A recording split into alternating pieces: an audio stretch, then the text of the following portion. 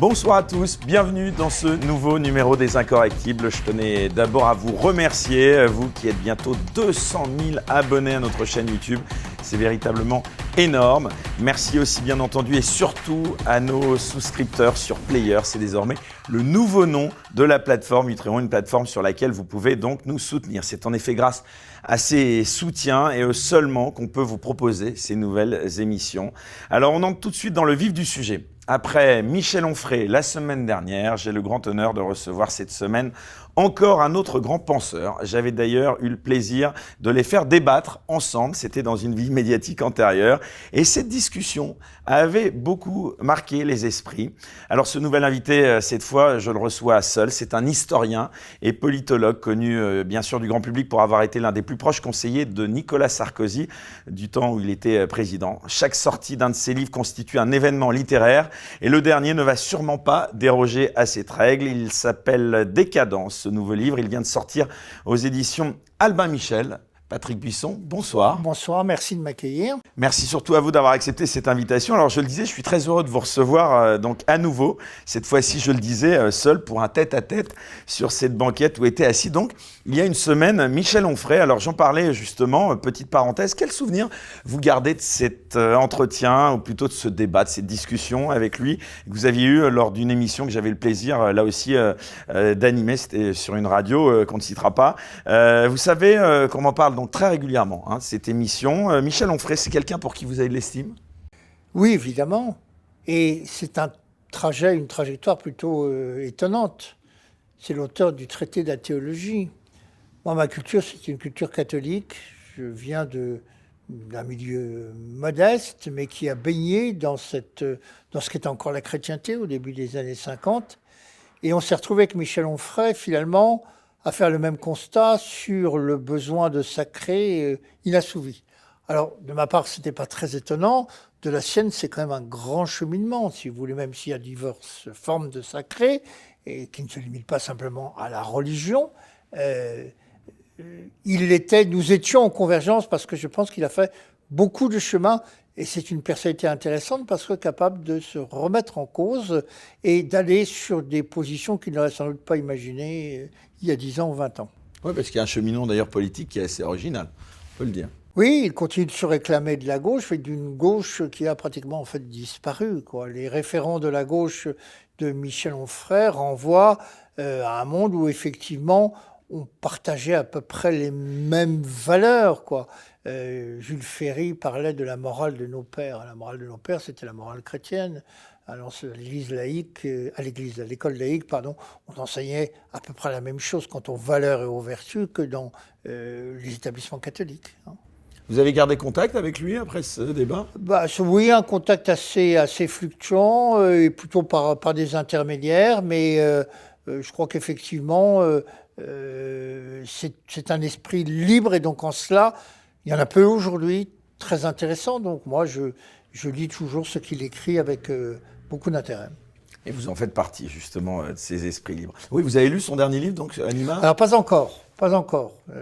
La sortie est intervenue une semaine avant la sortie de mon livre, ce qui fait que là, je suis immergé dans ma promotion. Donc, c'est un des moments de ma vie où je lis le moins, où je travaille le moins, parce que je vais sur les plateaux de télévision ou les radios. Et les sites, les médias alternatifs, comme on dit aujourd'hui. Et les médias alternatifs. Qui ont presque autant, si ce n'est plus, d'influence. Alors, vous avez en tout cas un point commun avec lui, cher Patrick Buisson, vous avez le même éditeur. Donc c'est Albin Michel, qui a du flair, puisqu'à chaque fois que vous sortez un livre, comme d'ailleurs Michel Onfray, c'est un succès d'édition. Alors, je vous propose donc, pour commencer, de parler donc de ce dernier livre, un événement, donc intitulé Décadence, on le rappelle, paru, je le redis encore une fois, aux éditions Albin Michel. Alors, c'est un livre passionnant, très dense, très riche, comme à votre habitude. J'incite vraiment ceux qui nous regardent ce soir à vous le procurer et à le lire, car vous brossez là un tableau de notre société, un tableau d'une décadence déjà bien entamée. Vous nous aidez à mieux comprendre le monde qui nous entoure, à lui porter un regard critique. Alors la première question que j'ai envie de vous poser concerne le titre. Il y a un jeu de mots assumé. Qu'est-ce qu'il signifie ? La décadence s'écrit ici avec un A. C'est le titre d'une chanson de Gainsbourg, dans les années 70. Gainsbourg, C'est vrai que ça peut surprendre ça, Gainsbourg. Non, dans l'imaginaire, non. J'avais écrit un livre il y a quelques années qui relatait, je veux dire, la vie érotique sous l'occupation, la vie sexuelle sous l'occupation, que j'avais appelé 40-45 années érotiques. Vous voyez, c'était déjà un clin d'œil à Gainsbourg, parce que je pense qu'il est le grand révélateur de cette époque. Hein. C'était le transgressif par excellence, Gainsbourg. Et même, il est allé très très loin. Vous vous souvenez des clips avec sa fille qui évoquait tout un univers incestueux, hein, qui n'était pas forcément ce qu'il y avait de mieux dans le personnage, mais il a été considéré comme celui qui transgressait et qui franchissait les bornes. Et ce titre Décadence, c'est une chanson qu'il a écrite, donc, je crois, en 70 ou en 71, et qui finalement renvoie bien à ce que nous vivons. C'est-à-dire que nous vivons un pastiche, une parodie de la décadence telle que le mot est appliqué, par exemple, à l'Empire romain. Nous sommes entraînés dans une espèce de fête permanente et en réalité, nous allons vers une forme de disparition de notre culture, de notre patrimoine, de ce que nous avons été pendant des siècles. Mais on le fait en chantant. On va vers la mort en dansant, en grimaçant. On va oublier d'ailleurs qu'il y a ce rendez-vous biologique au terme de notre vie. Et on est dans la parodie. Hein. On dit que l'histoire ne se répète jamais deux fois de la même manière, mais là, nous sommes vraiment dans la décadence avec un A.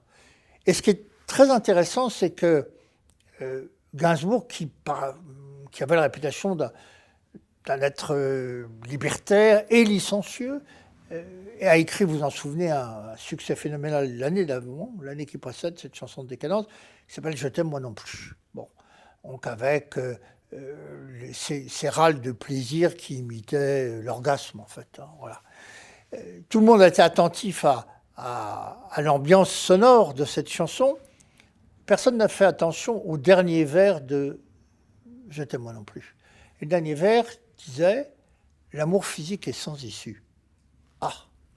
C'est quand même étonnant de la part de quelqu'un qui, effectivement, incarnait d'une certaine manière la révolution sexuelle des années 70.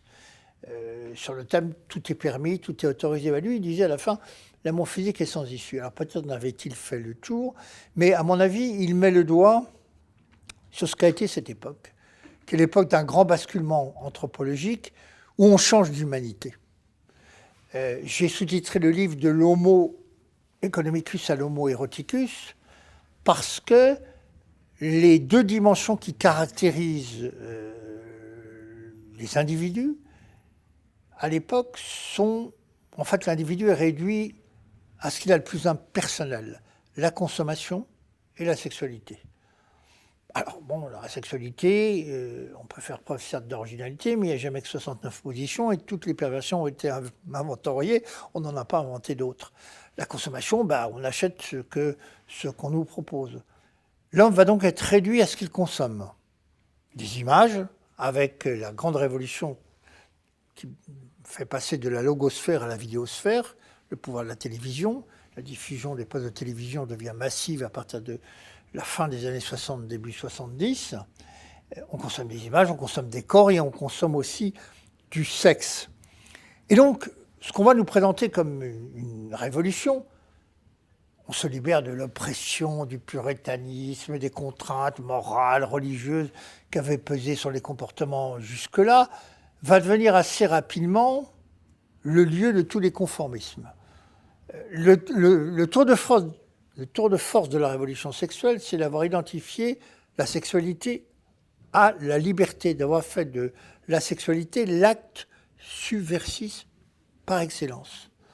Or, on va constater très vite que c'est le lieu du conformisme, d'une forme de grégarisme, c'est-à-dire qu'on va imiter ce que la télévision, les médias, qui deviennent le grand appareil de conditionnement, jamais un État ou une institution n'a disposé d'un outil de rééducation, de reformatage des esprits et des comportements comparable à celui de la télé, de la radio, de la publicité. C'est pour ça que je parle de l'anthropofacture ou d'ingénierie sociale.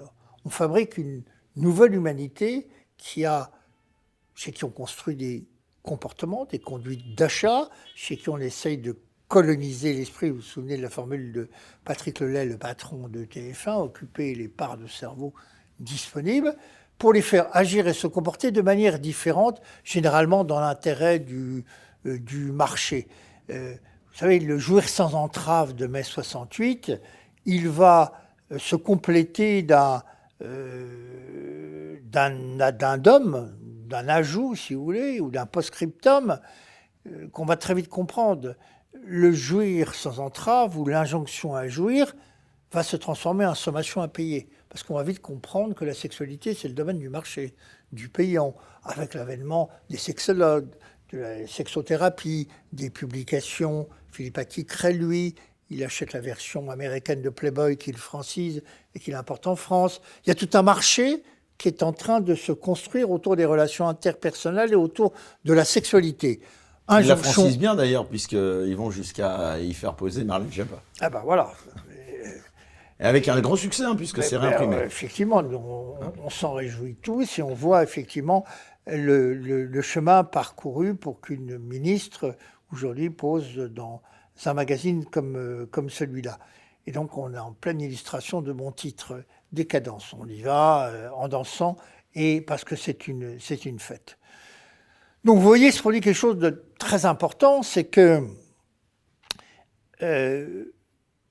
on va changer petit à petit d'humanité, de comportement, de conduite, de mentalité, et tout ça ne s'est pas fait spontanément. Alors on va me dire, quoi, c'est un complot, c'est une conspiration. Pour répondre à cette objection, d'abord, ceux qui avancent ou qui mettent en avant cette objection du complot, en fait, c'est un outil pour faire taire l'esprit critique. En fait, tout est complot à partir du moment où une activité est occulte aux yeux des tiers. Quand vous fondez une société sur la base de l'affectio societatis, vous réunissez avec des associés, vous définissez une stratégie pour conquérir un marché ou telle part de marché, et finalement que vous n'allez pas la révéler à l'extérieur. Donc on peut parler de complot. N'importe quelle entreprise humaine, n'importe quel projet humain qui nécessite un minimum de confidentialité, c'est-à-dire le refus que les tiers soient informés, peut être baptisé de complot. Alors s'il n'existe pas des complots, il existe au moins des projets qui sont menés dans le secret ou dans la confidence. Et là, il ne s'agit pas de renvoyer à cette notion de complot, il s'agit de comprendre que le marché, le développement de la logique libérale du marché, a des exigences sociales et sociétales qu'il va peu à peu imposer aux individus. Et par exemple, la question du travail féminin permet de comprendre exactement ce qui s'est passé. Alors, on va y venir plus en détail tous ces sujets. Auparavant, j'aimerais revenir donc justement à ce que je disais. Je vous avais reçu dans le cadre de ce débat il y a quelques années, à l'occasion de la parution d'un précédent livre intitulé « La fin d'un monde ». Tout d'abord, j'aimerais savoir comment ce livre il s'articule avec la fin d'un monde et la cause du peuple. Est-ce qu'on peut dire qu'il s'agit d'un approfondissement de votre réflexion? Et puis, j'aimerais aussi, en même temps, je vous pose une autre question, savoir comment vous vous définissez, comme un philosophe, comme un intellectuel, comme un historien. Peut-être commencer par répondre à cette question. Oui, d'abord, Décadence est le complément du travail que j'ai fait avec La fin d'un monde. La fin d'un monde s'intéressait au domaine du sacré. D'abord, la crise qui a emporté la civilisation rurale, nous étions un pays de tradition de civilisation rurale dans les années 60, et l'effondrement du catholicisme, la déchristianisation, et également la remise en cause, mais c'est très lié à la religion finalement, de la figure du père, voilà. C'est-à-dire de celui qui incarnait sur le plan à la fois civil, dans les familles, et évidemment en termes de théologie, l'autorité suprême. Donc c'est toute la dimension sacrée, la fin d'un monde, que j'ai voulu traiter pour voir comment le sacré était sorti de nos vies avec l'effacement de la figure du Père et de la vieille religion chrétienne qui était notre substrat culturel. Décadence est consacrée au monde profane, la consommation, l'érotisme. Il y avait un prolongement à tout cela. Effectivement, à partir du moment où certaines contraintes morales étaient levées, les comportements en matière notamment de consommation. Vous savez que la France rurale a longtemps vécu sur un esprit d'épargne. Le fait de dépenser, de consommer, était considéré non pas comme un péché, si vous voulez, mais comme quelque chose d'un peu de transgressif. On est passé brusquement en 10 ans ou 15 ans à une autre culture. Un paysan ne se serait jamais endetté avant-guerre. Après, le Crédit Agricole va lui expliquer que pour faire face à la concurrence, pour avoir une meilleure rentabilité, une meilleure production dans son exploitation agricole, il faut qu'il s'endette, il faut qu'il achète des tracteurs, il faut qu'il se motorise. Avant, c'était absolument inconcevable. Le paysan disait « je ne dois rien à personne ». C'est la mentalité populaire, en fait. Avoir des dettes, être un obligé, des créances à honorer, c'était ne pas être un homme libre. Oui. Et aujourd'hui, tous les ménages s'endettent pour 20 ou 25 ans jusqu'à leur retraite pour acheter des appartements. Et ils n'ont pas la même conception de la liberté. Et donc ce passage d'un monde où l'épargne était fondamentale, l'épargne c'était quoi? Ça veut dire se projeter dans l'avenir. Voilà. C'est-à-dire je réserve quelque chose pour l'avenir, des miens, de ma descendance. Le règne de la consommation, c'est le règne du présent. C'est-à-dire il faut acheter, consommer des produits dont l'obsolescence est programmée et qui sont remplacés par d'autres. Donc la fin d'un monde, pourquoi la notion de sacré, le monde sacré a disparu? Décadence, comment le monde profane s'est organisé dans une ère post-religieuse, si vous voulez, est-ce que nous vivons depuis les années 70. Comment je me définis? Voilà, alors c'est ça la question. Ma formation est celle d'un historien. Je sens. Donc j'essaye, en plus j'ai dirigé la chaîne Histoire pendant 11 ans.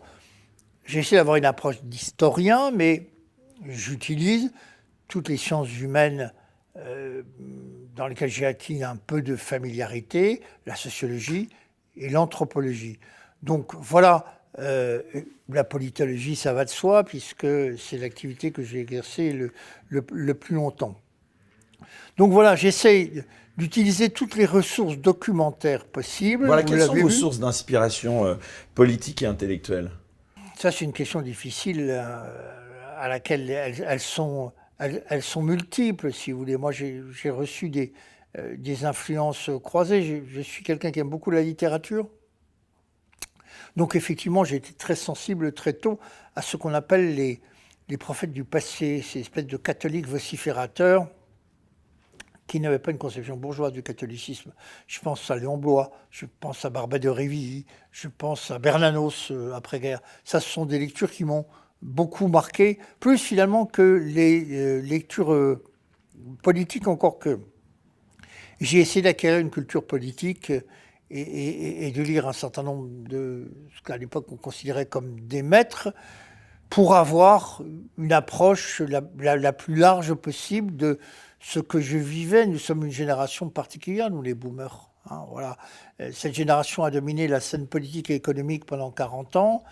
Elle est encore en position de puissance, puisqu'il y a 17 millions de retraités, 17 millions, qui représentent 30% du corps électoral, mais qui votent et qui constituent 45% des votants à la présidentielle. Vous voyez, c'est bien le problème d'ailleurs. Ces retraités sont très nombreux par rapport aux actifs d'aujourd'hui, et ces actifs-là ont le sentiment d'être un peu sacrifiés au profit de ma génération, la génération de 68 finalement, qui a dominé le marché politique et le marché économique pendant pratiquement un demi-siècle. Patrick Buisson vous qualifie souvent de réactionnaire, voire de contre-révolutionnaire. Vous en pensez quoi, toutes ces... réactionnaire, moi, ça m'amuse et je le revendique bien volontiers. Il faut savoir ce qu'on entend par réaction. Non, je ne pense pas qu'on puisse revenir en arrière, que l'histoire ne se répète pas.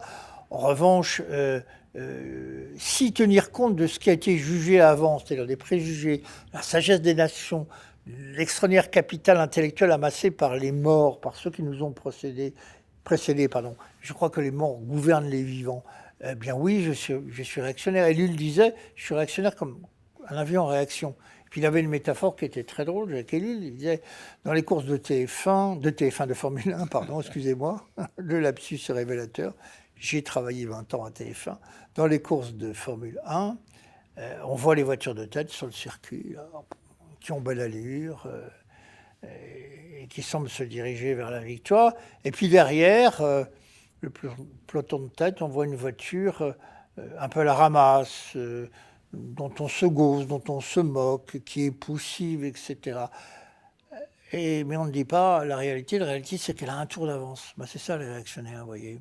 Ils sont derrière, ils ont l'air d'être à la remorque, de rien comprendre à ce qui se passe, mais souvent, ils ont une vue prospective qui leur permet de comprendre avant les autres ce qui va se passer. Alors c'est intéressant que vous parliez donc de ce passé, puisque dans ce livre, vous prenez un recul important sur les phénomènes actuels pour mieux les analyser et les comprendre. Vous trouvez que les hommes politiques d'aujourd'hui, notamment à droite, font encore assez ce travail? Et encore une fois, je vous pose tout de suite une autre question. Est-ce que les hommes politiques d'aujourd'hui ont encore ce sens de l'histoire qu'avaient les De Gaulle, Mitterrand ou même les Séguin? Non, c'est un problème de génération, ils ne lisent plus. Alors ils font des études, mais ce ne sont plus des hommes cultivés comme effectivement la classe politique qu'on a fabriqué un certain nombre dans les années encore jusqu'aux années 70. Les centres d'intérêt ont complètement changé et cette absence par exemple de culture historique ou cette volonté d'interpréter l'histoire à la lumière des enjeux présents de manière hémiplégique, c'est-à-dire en évacuant la moitié des faits, qu'on a affaire à une génération qui n'a plus, si vous voulez, j'ai employé un mot anglais affreux, le background, qui lui permet de comprendre ce qui est en train de se passer et d'avoir une vision prospective. C'est ça la raison de l'effondrement du niveau politique? Oui, l'histoire, elle sert à ça. Cicéron disait qu'elle est magistrat vitae. Elle enseigne la vie, l'histoire. Bon. Moi, je crois qu'elle obéit à des cycles. Hein, et on en parlera à propos de ce livre. Chaque cycle est suivi d'un contre-cycle qui est la réaction du précédent. Vous voyez, les cycles de grande débauche sont suivis de cycles de puritanisme. Et on en parlera à propos du féminisme. Les cycles de laisser-aller, de désordre, de chaos, d'anomie sont suivis par des cycles de reprise en main et d'affirmation autoritaire du pouvoir. Moi, je crois que l'histoire est cyclique, qu'elle n'est pas linéaire. Pour rester un instant sur le niveau politique de nos dirigeants actuels ou de notre classe politique, Éric Zemmour et Jean-Luc Mélenchon, vous diriez qu'ils sont les derniers à disposer encore de cette culture politique et historique? Oui, en tout cas, ils sont habités par une vision idéologique de l'histoire, certes, mais une vision qui repose sur une culture historique, ce qui n'est plus le cas de la plupart des hommes et femmes politiques d'aujourd'hui. Ça, c'est absolument incontestable. Et d'ailleurs, on a bien vu qu'à leur manière, ce sont eux qui ont animé la dernière campagne. Du moins dans une longue phase, avant que cela ne se concentre autour de quelques problèmes qui nécessitaient pas pour être traités d'une grande culture historique. Mais ils ont été les animateurs de la campagne parce que, effectivement, ils s'alimentent à une culture historique qui leur permet d'avoir une vision idéologique globale et donc de traiter les problèmes qui, au fond, sont les problèmes civilisationnels. Bon, Zemmour, en reprenant le thème du grand remplacement de Camus, et Mélenchon en nous annonçant la créolisation. Bon, voilà, donc on était sur des visions de société, de civilisation radicalement opposées. C'est très intéressant d'ailleurs de voir que Mélenchon, pour la première fois, a assumé cette position. Il était plus simplement pro-migrant, ce qui relève de la compassion humanitaire, mais pro-migration. Ça nous expliquait qu'il fallait construire une société, finalement, où le peuple historique français était appelé à disparaître. Alors, si ça ne s'appelle pas le grand remplacement, si ce n'est pas un projet remplaciste, qu'est-ce que c'est ? Voilà. Au moins, il a mis les cartes sur table. C'était Michel Onfray qui disait, ça avait beaucoup choqué d'ailleurs quand je l'avais reçu, que toutes les civilisations, là je vais au sens plus général, étaient vouées à disparaître. Vous partagez ce constat, vous ? Oui, elles sont vouées à disparaître. Bien sûr, c'est Valéry qui le disait, les civilisations sont mortelles. À partir du moment où l'idée dominante qui les a réunis, qui leur a permis de se construire, se trouve altérée, érodée, disparaît. Voilà. Qu'est-ce qui fait que, autour de la France, s'est créé, sinon une civilisation, du moins un art de vivre, c'est qu'il a été partagé pendant des siècles par l'essentiel de la population, qui était enracinée dans une mémoire, dans une histoire, dans un art de vivre, un habitus. À partir du moment où cet art de vivre, cette mémoire et cette histoire n'est plus partagée par le plus grand nombre, eh bien, il est normal que la communauté se disloquent et éclatent, oui. Les civilisations sont mortelles à partir du moment où l'idée qui les a réunies devient si faible qu'elle a pu ce pouvoir d'agréger et de faire que ceux qui vivent dans le même pays, à l'intérieur des mêmes frontières, partagent un régime de mœurs, de culture et de mémoire commun. Alors, avant de revenir dans un instant plus en détail donc, à ce dernier ouvrage donc, que vous venez de sortir, j'aimerais vous demander quel objectif, Patrick Buisson, vous poursuivez en écrivant ces livres. Est-ce que c'est vous inscrire dans le paysage intellectuel ou est-ce que c'est encore, d'une manière un peu indirecte, influencer les hommes politiques actuels? Alors, voilà, la réponse est sans aucune hésitation. J'ai la possibilité... Les deux, mon général. Oui, non. Peut-être. Non. J'ai la possibilité maintenant d'écrire les livres que je n'avais pas le temps d'écrire avant. Avant, j'étais un homme, j'allais dire, occupé. Voilà, j'ai exercé beaucoup de fonctions, j'ai fait plusieurs choses en même temps. L'écriture, le travail des documentations, si vous le savez, c'est un travail extraordinairement lourd. Je ne suis pas universitaire, je ne suis pas prof d'université. La grande chance qu'ont les profs d'université, c'est de donner des mémoires, des masters à leurs étudiants sur les sujets qui les intéressent. Quand ils ont fait travailler, explorer les archives sur ce sujet, ils font des livres. Voilà, bon. Moi, je n'ai pas cette chance-là. Donc, la documentation, vous voyez, un livre comme Décadence, c'est 1 an de travail de documentation. C'est aller lire la presse de l'époque, c'est aller sur le site Inamedia Pro, voir les émissions de l'époque qui sont justement par exemple, les feuilletons. Ça a l'air de rien, ce n'est pas des émissions politiques, les feuilletons. Mais pour accompagner l'évolution des mentalités, changer les comportements, les feuilletons ont eu une importance majeure, ceux qui passaient à 19h40 et qui étaient vus par 10, 15, 20 millions de Français. Allez voir donc, explorer aussi les ressources de l'art populaire. La chanson a une importance extraordinaire sur les comportements. Par Gainsbourg, justement. Oui, mais alors même avant, la religion de l'amour, la religion séculière de l'amour qui naît en France autour, par exemple, du répertoire d'Édith Piaf, c'est quelque chose que partagent des millions de gens. Et donc là aussi, ça façonne des comportements.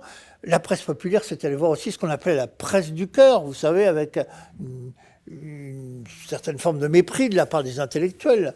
Une revue comme Nous Deux avait 3 millions, 4 millions d'acheteurs au numéro, ça circulait partout dans les salons de coiffure, et il y avait 10 ou 15 millions de femmes qui lisaient Nous Deux, avec un modèle de mœurs qui était ancré, qui était le même d'ailleurs de celui des contes de Perrault, l'idée du prince charmant, de l'homme unique qu'on va rencontrer, qui va changer votre vie, et avec lequel on va faire sa vie. On est très loin du multipartenariat sexuel qui va s'imposer par la suite. Vous voyez, ça on est dans les années encore 50, 60. Pour beaucoup de femmes, leur idéal de vie, c'est de rencontrer l'homme qui va les aimer et qu'elles vont aimer. Ce n'est pas de multiplier les expériences ou les partenaires.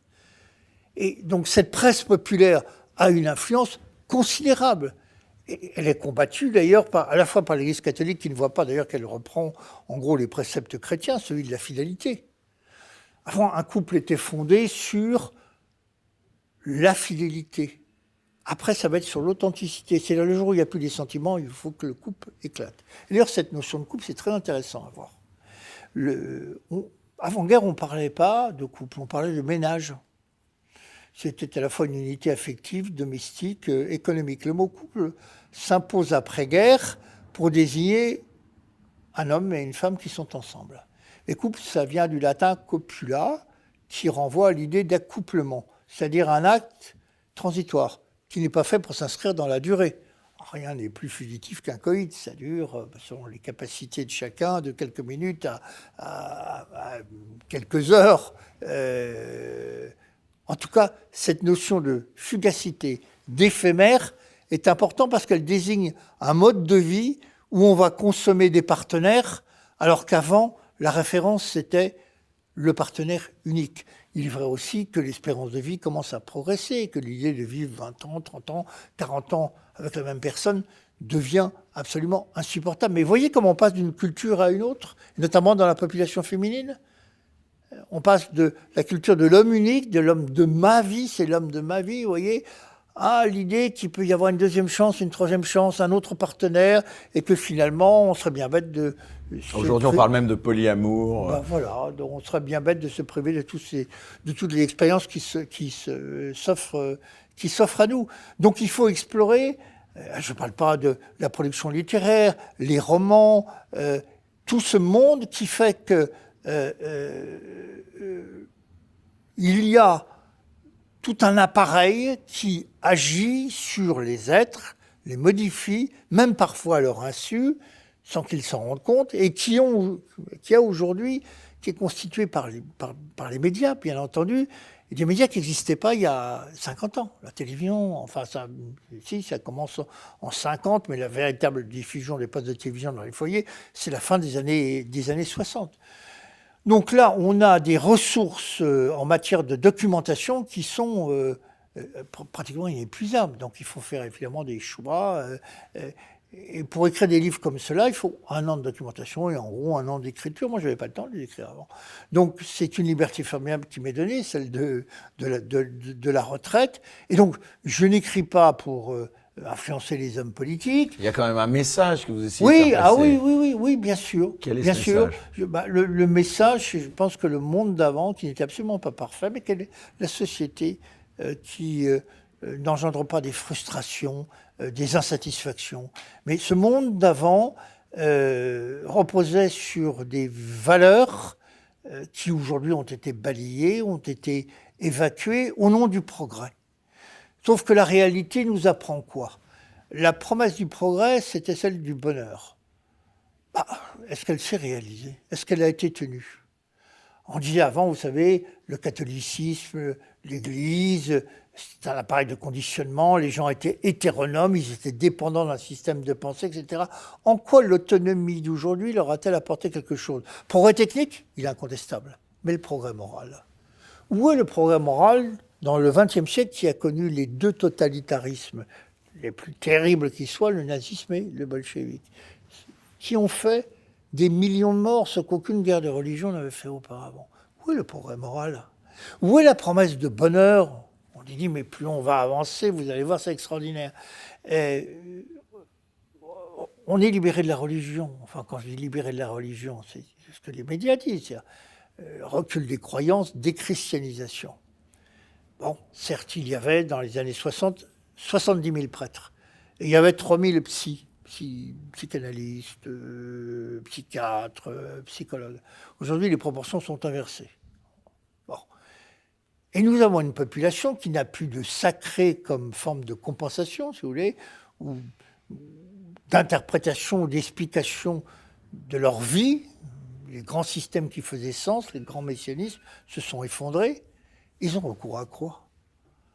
Depuis 30 ans, explosion de la consommation des psychotropes, des antidépresseurs, des anxiolytiques. Consommation de drogue comme on ne l'a jamais connue, qui est une forme, la recherche d'espèces de prothèses, de béquilles, d'aide à vivre qu'on trouvait dans la religion ou dans les grands systèmes de sens. Ces systèmes de sens se sont effondrés. Ils étaient le propre de cette période que j'ai vécue, qui correspond à mon adolescence, ma jeunesse, et qui a disparu. Je ne pense pas donc qu'on puisse dire qu'il y a eu un progrès. Donc je voulais essayer de restituer ce qu'a été cette époque en montrant ses carences, bien sûr, ses insuffisances, mais en montrant finalement que la vie des hommes était régie, dirigée, guidée par les systèmes de sens qui avaient une autre valeur que ce qu'on propose aujourd'hui, c'est-à-dire, en fait, rien. Nous sommes confrontés à notre propre vide, on l'a vu avec l'affaire du Covid, cet état de panique morale qui s'est emparé de tout le monde, pas simplement de l'État, mais aussi des individus. L'homme se retrouve face à lui-même, il se retrouve seul, il n'y a plus de Dieu au-dessus de nous, c'est ce que dit Marcel Gauchet, d'une certaine manière, et on se trouve confronté effectivement à notre finitude, c'est-à-dire à nos limites, sans qu'aucun système de sens ne nous fournisse une explication. Et il y a eu ce phénomène extraordinaire que j'ai souligné, qui était un invariant anthropologique en période de guerre ou d'épidémie. Jusqu'à présent, on observait un phénomène curieux, c'est que les gens ne se suicidaient pas. Confrontés à des difficultés extraordinaires, vous voyez, pendant l'occupation, entre 40 et 45, le taux de suicide s'est effondré en France. On n'avait pas le temps d'avoir du mal à vivre parce qu'on est confronté au mal-vivre. Le problème de ravitaillement, comment manger, parfois où se loger. Vous voyez, l'univers psychique, psychologique n'avait pas de place à laisser au grand questionnement sur qu'est-ce que je fais, où je vais et quel est mon destin. C'est-à-dire, quand on est confronté à la brutalité d'une vie quotidienne brusquement bousculée par les événements, on n'a plus le temps de penser à soi. On ne se replie pas sur son propre malheur. On ne se suicide pas. Effondrement du dos. Pendant la période du Covid, extraordinaire, on est dans une période comparable, une pandémie, donc une grande angoisse collective. Ce climat anxiogène pourrait justement faire que, comme observé par le passé, les gens ne se replient pas sur eux-mêmes et ne pensent pas suicider. Eh bien, le taux de suicide a progressé durant la période du Covid. Ouais, c'est extraordinaire. C'est-à-dire, à l'inverse de ce qui se passait, ce que les démographes ont toujours observé, c'est que notre niveau de désespérance est tel que même un événement extérieur qui pourrait nous sortir du tête-à-tête avec nous-mêmes ne le fait pas. Et ça, c'est un grand changement qui a été peu commenté et peu analysé. On revient encore une fois à votre livre, donc je le rappelle, intitulé Décadence, édition Albin Michel. Vous en avez parlé tout à l'heure, la première partie de votre livre porte sur la société de consommation. Vous commencez ce livre avec la complainte du progrès de Boris Vian. Pourquoi ce passage, encore une fois, si vous voulez bien qu'on en reparle un instant, à une société de consommation est-il si déterminant selon vous ? Mais il est déterminant parce qu'en fait, là, on est toujours dans la perte de sens. Je disais que l'individu va se définir par ce qu'il consomme. On lui propose comme but à la vie, finalement, d'acheter de la marchandise. Voilà. Bon, donc, ça apporte un certain nombre de satisfactions, notamment dans une société de divertissement, mais ça limite aussi ses ambitions et sa vision. Et la société de consommation n'a qu'un objectif, c'est faire effectivement que les individus achètent le plus grand nombre possible de marchandises de manière compulsive, en fait, sans réfléchir. C'est pas la satisfaction de besoins primaires. Là, on entre effectivement dans une phase où on achète du superflu. Et vous voyez, par exemple, je voulais évoquer cette question-là avec vous, le travail féminin. Oui, alors justement, le travail féminin a toujours existé en France, toujours. Bon, c'était un travail, les femmes travaillaient dans l'entreprise familiale agricole, dans l'artisanat, dans le commerce, travaillaient généralement avec leur mari, on travaillait en famille. Voilà. Donc sous des airs d'émancipation, les femmes, selon votre théorie, dans votre livre, seraient les outils, voire les objets d'un capitalisme triomphant, c'est ça ? Oui. Qu'est-ce qui s'est passé ? On est passé à un mode de travail féminin qui était le salariat. Le patron, c'est plus le mari, on va dire en caricaturant les choses, mais le patronat. Voilà, on passe de la tyrannie du patriarcat à la soumission au salariat et au patron. Le taux d'activité des femmes d'ailleurs augmente assez peu durant la période, mais c'est une activité salariée, c'est-à-dire indépendante du mari. Voilà. Donc, beaucoup de femmes vont acquérir une forme d'autonomie financière qu'elles n'avaient pas auparavant. Bon. Et pourquoi, c'est à cette époque-là que naît, c'est ce dont je me suis rendu compte, une sorte de féminisme d'État. Pourquoi à partir de la fin des années 50, alors qu'au lendemain de la guerre, le modèle social, c'était la femme au foyer, bon, avec les moyens que lui donnait la politique familiale extraordinaire, l'allocation de salaire unique, c'était l'équivalent d'un SMIC ouvrier. Vous vous rendez compte ? La femme qui restait chez elle, élevait ses enfants, par 2 enfants, 3 enfants, recevait l'équivalent du SMIC, d'un salaire ouvrier. Donc c'était pas un appoint négligeable, c'est le moins qu'on puisse dire. Pourquoi on passe de ce modèle de la mère au foyer au modèle de la femme qui va travailler dans le salariat ? Tout simplement parce que, d'abord, le capitalisme, en se développant, a besoin d'une armée de réserve, de main-d'œuvre, notamment pour les tâches les moins qualifiées, et donc les moins bien payées.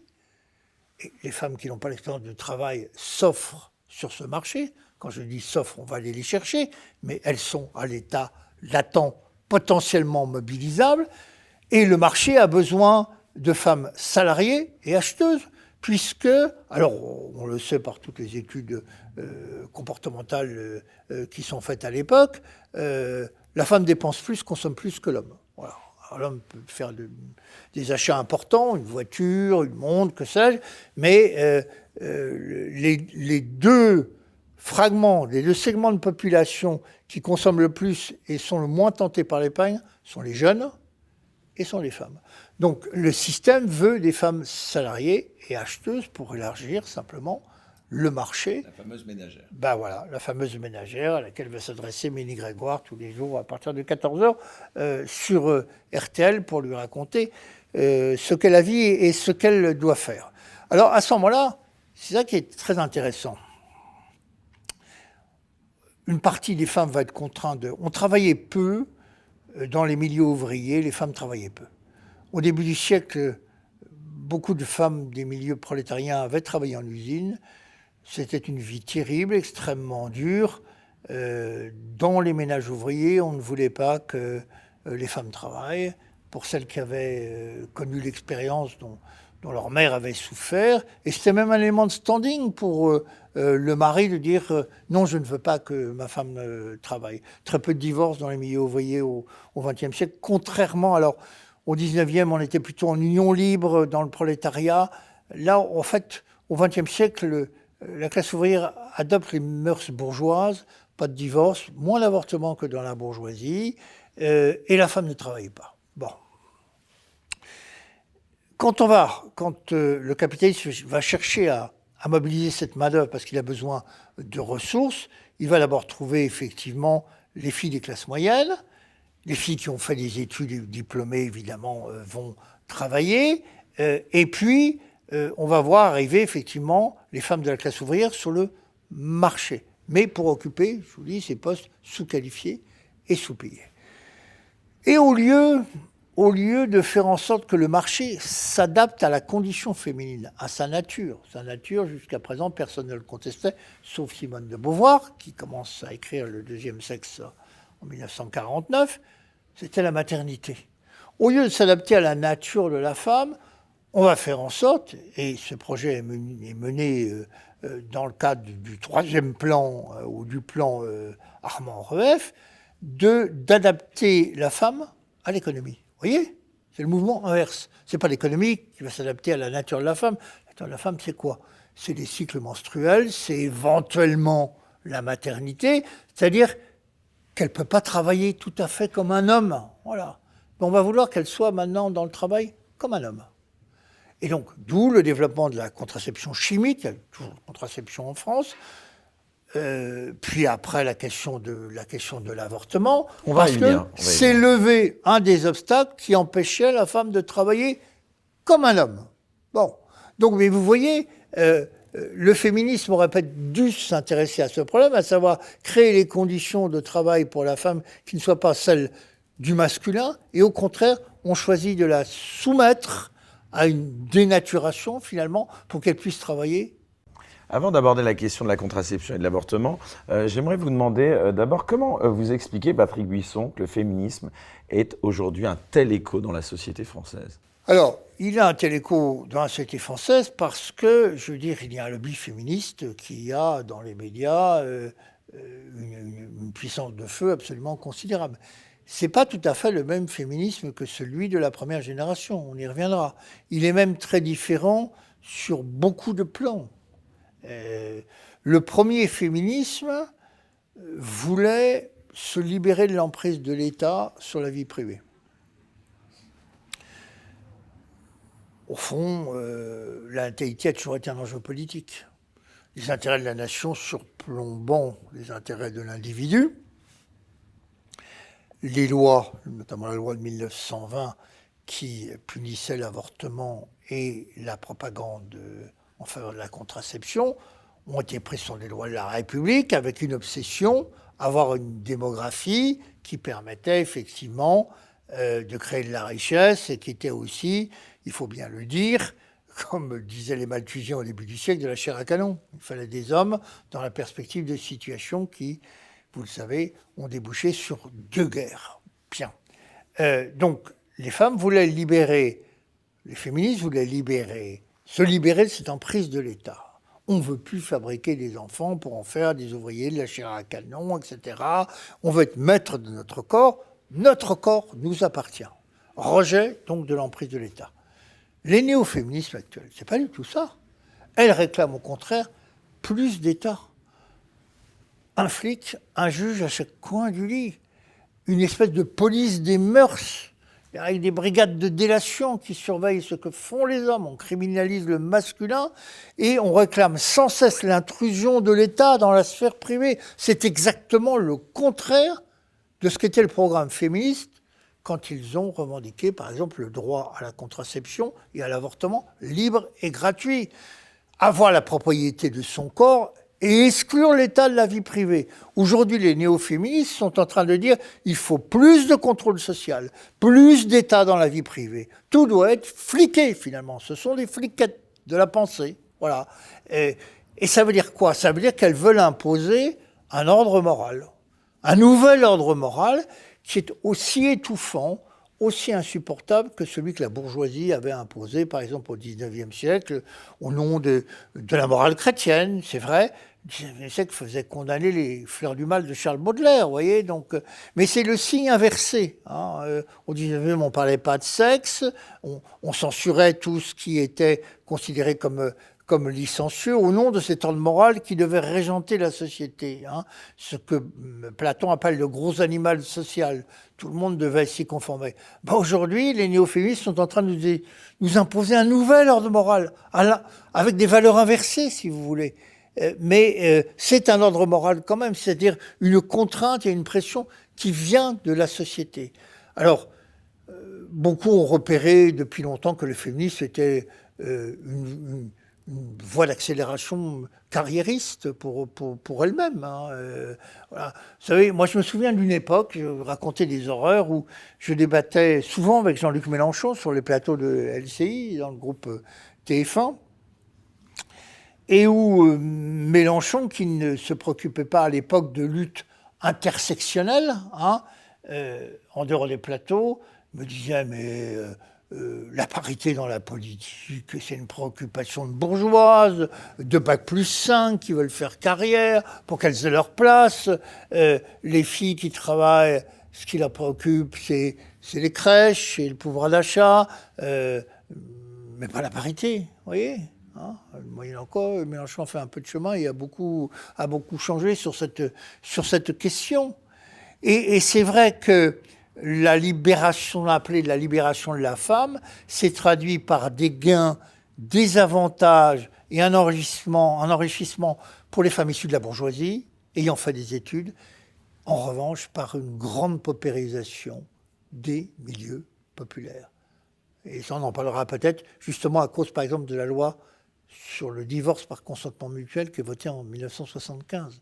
Les conséquences, le divorce était un produit, un produit de luxe jusqu'en 1975.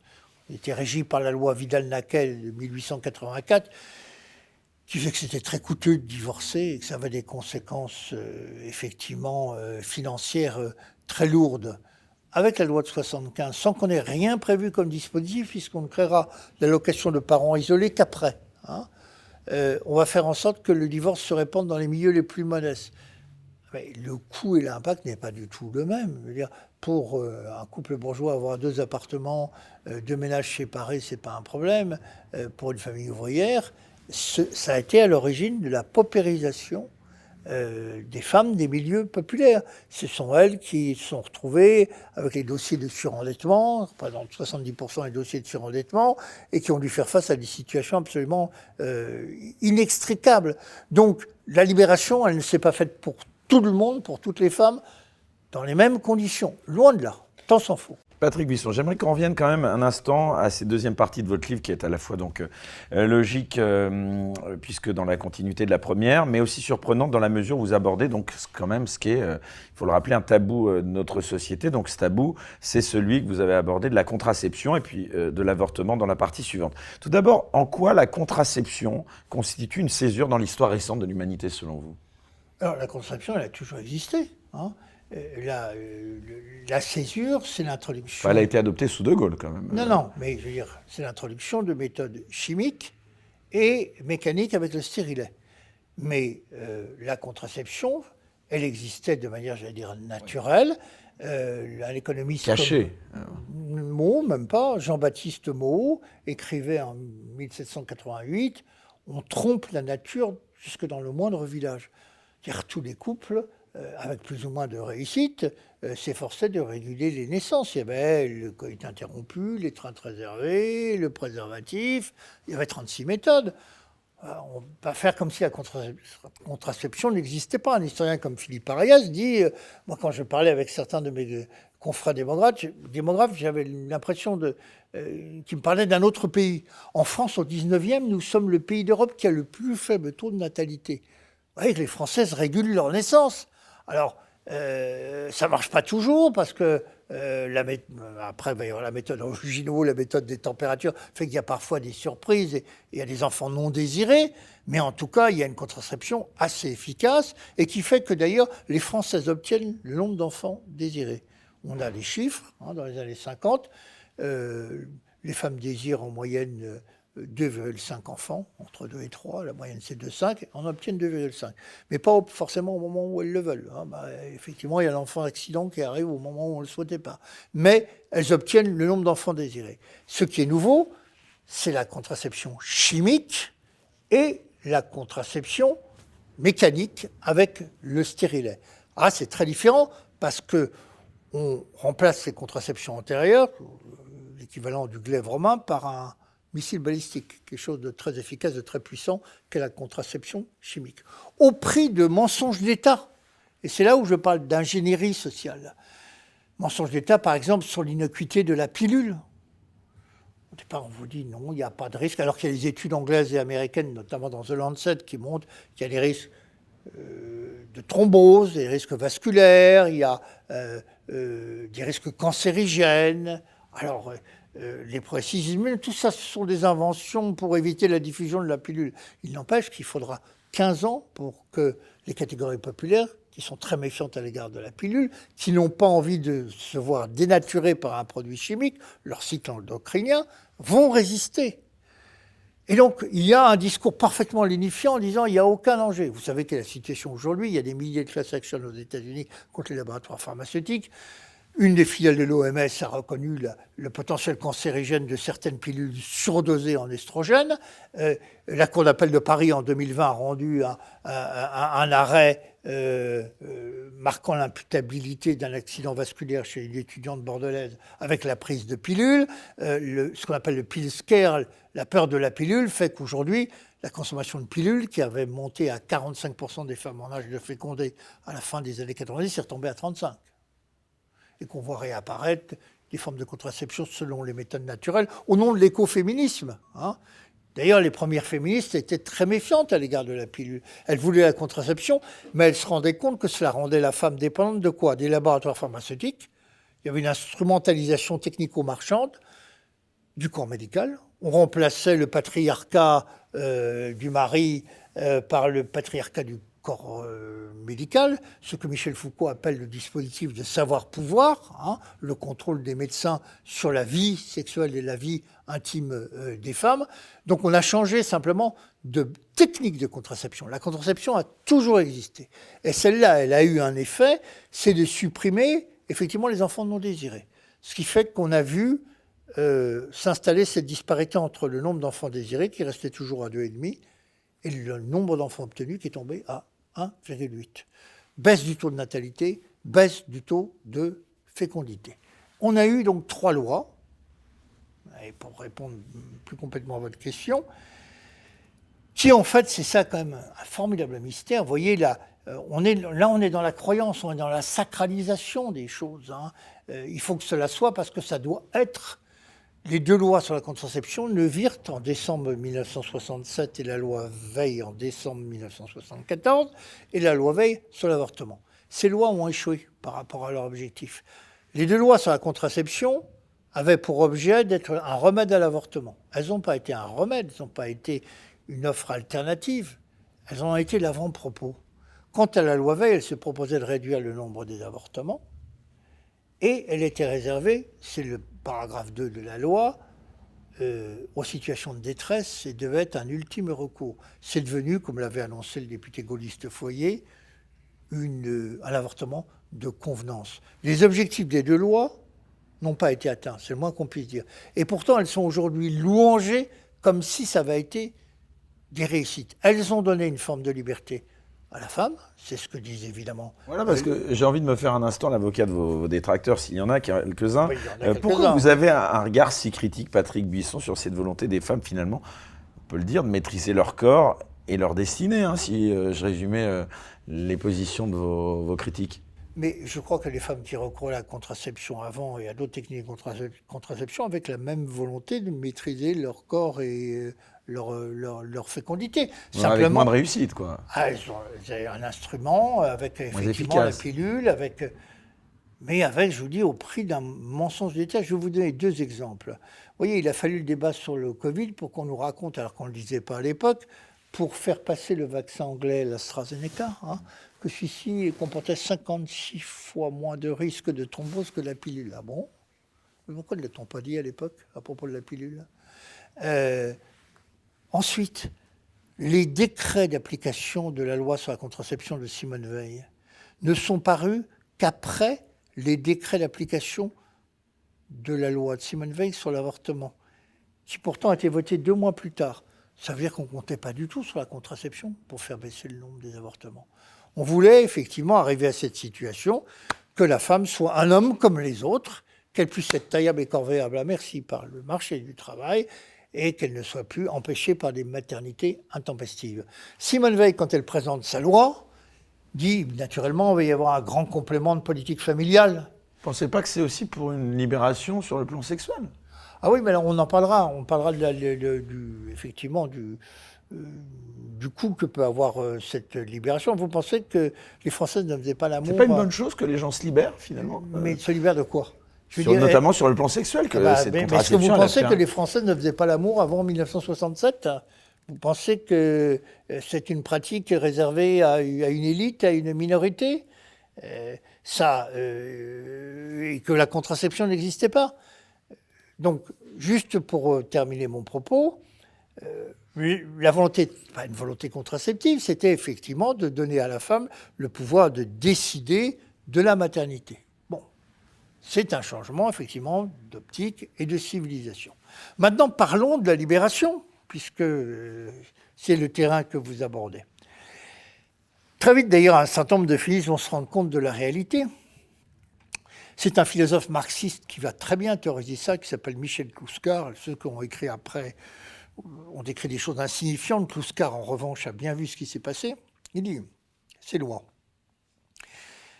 au fond, elles permettent à la phallocratie, aux Don Juan, d'appliquer leur vieux programme. Pas de mariage, pas d'enfant. On s'accouple sans se mettre en couple. On consomme le maximum de corps féminins, sans avoir à les entretenir financièrement et sentimentalement, puisqu'on passe de l'un à l'autre. Et puis maintenant, c'est comme ça. On va assister à une exploitation sexuelle massive des femmes. Pourquoi? Parce qu'avec la pilule, c'est-à-dire la diminution du risque, l'inconvénient de l'ancienne contraception, c'est qu'elle comportait un pourcentage de risque plus élevé. Mais on faisait autant l'amour. Bon, mais il y avait un risque de maternité, de fécondation. Donc, avec la disparition du risque, l'offre sexuelle, le marché sexuel de l'accouplement explose. Ça a une conséquence, c'est de diminuer le coût social de la relation. Avant, bon, un homme pouvait avoir une relation furtive avec une dame. Si la dame était enceinte, la morale bourgeoise du patriarcat, ou pas simplement bourgeoise d'ailleurs, la morale tout court, dans les milieux ouvriers, où il fallait réparer, il fallait épouser. Maintenant, une fille tombe enceinte, le coût social de cette relation pour l'homme, c'est 0. C'est-à-dire qu'il n'a aucune obligation vis-à-vis de cette femme. Cocotte, tu n'as qu'à prendre tes précautions. Ce n'est pas mon problème. Et donc, effectivement, beaucoup de féministes vont dire dès le départ, mais attention, là, je me souviens qu'à un colloque du planning familial, j'ai vu ça, 2 Québécoises, ils me dire, mais on s'est fait avoir, on est passé d'une aliénation à l'autre. On est encore plus soumis aux impératifs du désir sexuel masculin. puisque pour eux, c'est absolument sans risque aujourd'hui, et nous sommes instrumentalisés, notre corps est réifié, marchandisé, oui, on va dire les choses comme ça. Donc cette libération, elle a un coût dans la mesure où, si vous voulez, il y a cette désacralisation à la fois du corps féminin et en même temps la consommation de ce corps grâce au libre accès sans risque pour les hommes. D'ailleurs, qui vote cette loi ? Vous pensez qu'ils ont voté l'abolition du patriarcat, les députés qui ont voté la loi de Wirth ? Non, en bon bourgeois, ils se sont dit chouette, l'adultère sans risque. Sans le risque de la paternité menaçante, là, il faut faire passer le fœtus, sans le risque d'une fidélité encombrante, j'ai pas du tout envie de quitter ma femme pour ma maîtresse, mais je vais continuer à lui faire croire. Donc, l'Assemblée a voté une sorte de droit de cuissage permanent pour les hommes, le libre accès au corps féminin, sans aucun risque pour eux. Et donc, le marché de l'accouplement a évolué dans un sens très favorable aux intérêts masculins. Et les gagnants de l'opération, les grands gagnants, ce sont les hommes et pas les femmes. Et un certain nombre de femmes, d'ailleurs, s'en sont assez vite rendues compte.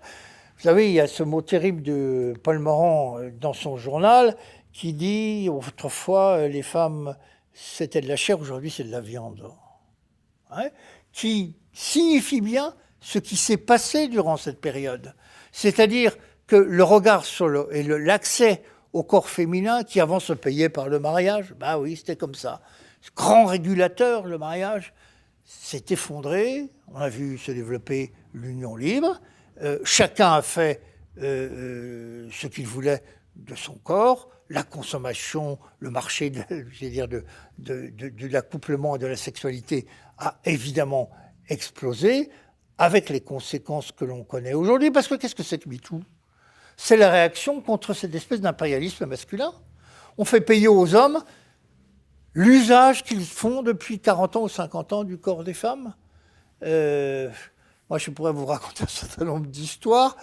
Je lis avec curiosité des témoignages aujourd'hui, ce sont des livres de jeunes journalistes qui ont été victimes de tel ou tel prédateur sexuel. Moi, ce n'est pas l'histoire que j'ai vécue. Elles étaient demanderesses. Elles étaient plus que consentantes, j'allais dire même elles faisaient la queue, pour reprendre une image qui n'est pas très heureuse. Et donc, c'est la revanche de ce néo-féminisme. Parler d'une affaire en particulier ou... Comprenne qui voudra ou qui pourra. La revanche qu'elles prennent... Vous avez travaillé à TF1, on le rappelle. Voilà, c'est la revanche que prennent les néo-féministes, c'est sur cet impérialisme du désir masculin qu'elles font aujourd'hui payer aux hommes. Alors, c'est extraordinaire, vous voyez la situation.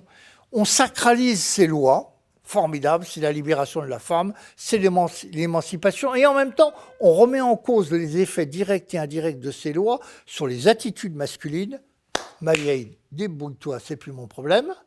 Et sur les comportements psycho-affectifs des femmes. C'est quand même curieux. C'est le syndicat des conséquences qui porte plainte contre le parti des causes. Vous voyez, on regrette une situation dont on se félicite finalement qu'elle sorte de cette grande matrice désinhibitrice et libératoire que furent les lois dites émancipatrices.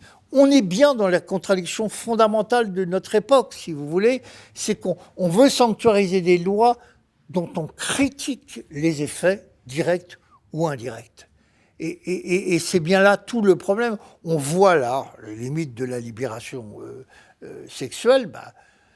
En fait, à l'époque, vous savez, cette libération sexuelle n'a pas eu de limite. Je raconte, par exemple, comment la pédophilie était encensée dans les années 70, que tous les grands intellectuels de gauche ont signé des manifestations en faveur de la pédophilie, que Tony Duvert, écrivain reconnu, consacré, qui a le prix Médicis, je crois, demande la liberté sexuelle pour les enfants de 6 ans.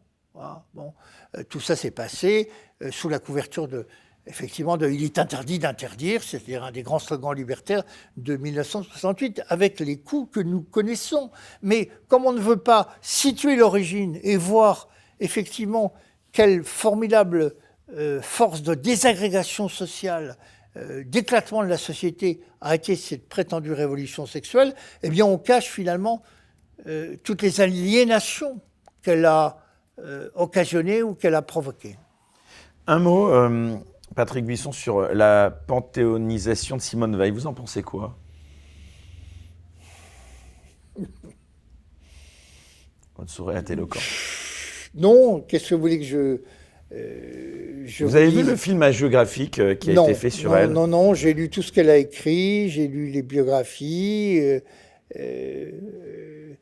Voilà, Simone Veil avait des convictions. Elle s'est battue avec force, détermination pour les imposer. Et elle a réussi. Le grand problème, c'est que le complément de la loi, entendons-nous bien, bon, moi je suis catholique. Bon. Et en disant ça, je n'exprime pas simplement une croyance. Le fait que la vie commence à la fécondation, c'est un fait scientifique. Ce n'est pas une croyance religieuse. Hein. On a beau expliquer qu'il faut différencier entre la vie humaine et la vie humanisée. Tous les scientifiques disent bah non, ça c'est un concept psychologique, la vie humanisée. Vous êtes catholique très pratiquant? Non, je ne me définirais pas comme ça. Je suis catholique de sensibilité traditionnelle, si vous voulez. Mais de conviction. Oui, c'est plus que des convictions. Enfin, avec toute la marge d'incertitude qui est celle des hommes. Vous savez ce que disait Bernanos, la foi, c'est 59 minutes de doute et une où on ne doute pas. C'est déjà beaucoup. Et ça incite à réfléchir. Non, ce qui est très intéressant de voir, c'est que le vote de cette loi aurait dû s'accompagner, elle l'avait annoncé, Simone Veil, d'une grande loi de politique familiale. Parce que la question démographique préoccupait encore les politiques. Et ce volet qu'elle avait annoncé n'est jamais venu. Il n'a jamais été mis en délibération, malgré les propositions de loi des députés gaullistes de l'époque. Jamais. Dans son discours, Simone Veil refuse de faire le lien entre la régularisation de l'avortement et la dénatalité. Alors qu'elle a sous les yeux l'exemple des pays du bloc soviétique qui ont libéralisé l'avortement dans les années 50-60 et où la natalité s'est effondrée. Et puis, s'apercevant de cela, en Tchécoslovaquie, en Roumanie, en Hongrie, ils reviennent en arrière, ils interdisent à nouveau l'avortement et la natalité repart. Elle annonce un grand accompagnement de politique familiale et elle ne le fait pas. Et d'ailleurs, ce qui est très intéressant, c'est de voir que dans le débat, tous les députés gaullistes, on est un an après l'élection de Giscard, qui a battu le candidat gaulliste Chaban-Delmas. Les députés gaullistes sont très méfiants à l'égard de Giscard et ils sont globalement hostiles à la loi sur l'avortement. Pour les 2 tiers, ils vont voter contre. Tout au long des débats, derrière Michel Debré, l'ancien Premier ministre du Général, ils vont développer une thèse qui, sans porter ce nom, est celle du grand remplacement. Camus n'a pas encore inventé le concept, mais on est 2 ans après l'apparition du livre de Jean Raspail, Le Camp des Saints, en 1973, et beaucoup de députés font le lien entre le risque de dénatalité et un risque de subversion, ou de submersion plutôt, migratoire, en disant les enfants que nous ne faisons pas, ils nous viendront d'ailleurs, qu'on soit d'accord ou pas. Debré a cette mise en garde prophétique. Madame, vous faites une monumentale erreur historique. Nous allons accepter de vieillir et de décroître quand des peuples à nos portes, de l'autre côté de la Méditerranée, eux, rajeunissent et croissent. Nous en paierons un jour le prix. Alfred Sauvy, qui est l'ancien président de l'INEL, l'Institut de démographie, qui est titulaire de la chaire de démographie au Collège de France, devant la commission chargée d'examiner le projet de loi, a dit « Un peuple qui renonce à reprogrammer la vie est un peuple qui accepte d'être remplacé, qui consent à sortir de l'histoire. Si nous sous-traitons la fabrication d'enfants au tiers-monde, notre société va se décomposer. » Nous sommes en 1975. Il y a donc près de 50 ans. C'est extraordinaire de voir les raisons pour lesquelles ces députés se sont opposés à cette loi. Alors, qu'on me comprenne bien, quand je disais je suis catholique tout à l'heure, ça veut dire quoi? Ça veut dire que dans une société qui se déchristianisait, je comprends bien que l'Église catholique ne pouvait pas continuer à imposer sa morale et son éthique à des gens qui ne l'étaient plus. Cette espèce de conduite héroïque à base d'ascèse, de maîtrise de soi, de son comportement, c'est bon pour une minorité. Donc, l'alignement sur la loi du plus grand nombre était finalement inévitable. Le catholicisme ne pouvait pas continuer à imposer sa morale. Mais si on reste sur le plan politique, cette loi a dû s'accompagner, encore une fois, de mesures de soutien aux mères de famille en détresse ou en difficulté, ce qui n'a pas été le cas. Et nous avons payé le prix immédiatement. On est passé d'un taux de fécondité, donc pour les femmes en âge de féconder de 15 à 45 ans, de 2,5 à 1,8, 857 000 naissances en 1973, 857 720 000 en 1976. Voilà. Voilà. Un parenthèse, vous avez évoqué la religion catholique. Le pape, vous pensez quoi du pape aujourd'hui? Ils sont très progressistes sur ces questions aujourd'hui. Ben, écoutez, ce que je pense du pape, je le dis dans mon livre à la fin, dans l'épilogue. Comme le nouveau roi des Belges, il n'a pas cru devoir se numéroter. C'est François, c'est pas François. Hein, voilà. C'est-à-dire qu'il n'a pas eu ce réflexe qui consiste à s'inscrire dans une continuité ou dans une sorte de liste d'attente qui est un pari sur l'avenir. Ça veut dire que je suis François 1, il y aura peut-être un 2. C'est-à-dire, il y a ce présentisme de la modernité qu'il incarne alors qu'il est censément l'homme qui doit incarner l'intemporel et la continuité. C'est François. François quoi? François 1? Non. François, tout simplement. Donc, c'est une forme de rupture avec la tradition qui interpelle beaucoup, qui demande, voilà, c'est pas la chute de l'éternité dans le temps, c'est la chute de l'éternité dans le présent. C'est-à-dire, il n'y avait rien avant moi, et je ne suis pas sûr qu'il y aura quelque chose après moi. Enfin, est-ce qu'il va fermer la boutique? Est-ce que c'est un solde de tout compte qui nous est annoncé par cette... Tous les papes se sont inscrits dans une continuité, lui pas. C'est étrange, c'est étonnant. Et c'est bien là l'esprit de la modernité, qui est celle de l'auto-engendrement. Il n'y a personne avant moi, et puis après moi le déluge. Je me moque de ce qui va se passer, quoi. On a inventé, avec les années 60, avec la catégorie jeune, le jeunisme. Être jeune, ce n'est plus une catégorie d'âge, c'est une catégorie d'être. C'est-à-dire, on est jeune et on ne sera jamais vieux, en fait. On refuse de vieillir, on est toujours dans le présent. Une sorte de présent arrêté. Rien n'illustre mieux cela que l'image des bikers sur leur moto à l'enterrement de Johnny Hallyday, quoi. On avait l'impression qu'ils allaient entamer un des tubes de Johnny. Pour moi, la vie va commencer. Ils avaient tous entre 70 et 75 ans. C'est extraordinaire. Et c'est bien, d'ailleurs, l'image de notre modernité. No past, no future. Voilà, on est dans l'instant présent, il n'y a que cela qui compte. Voilà, alors j'espère que je me suis fait comprendre sur cette histoire d'avortement, parce qu'elle est au cœur du problème que nous connaissons aujourd'hui avec les retraites.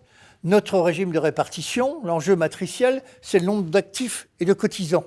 Alors, ça ne sert à rien de gesticuler, d'hurler, de manifester, de s'agiter. On va y venir dans un instant justement à l'actualité, mais on va donc clore cette première partie, donc on ne va pas dévoiler tout ce qu'il y a dans votre livre, hein. On va encourager quand même les gens qui nous regardent à se le procurer. Donc on rappelle Décadence aux éditions Albin Michel. Non, une petite dégression tout de même en restant sur ces sujets, encore une fois, de l'avortement qui a été donc légalisé, on le rappelle, en 1975.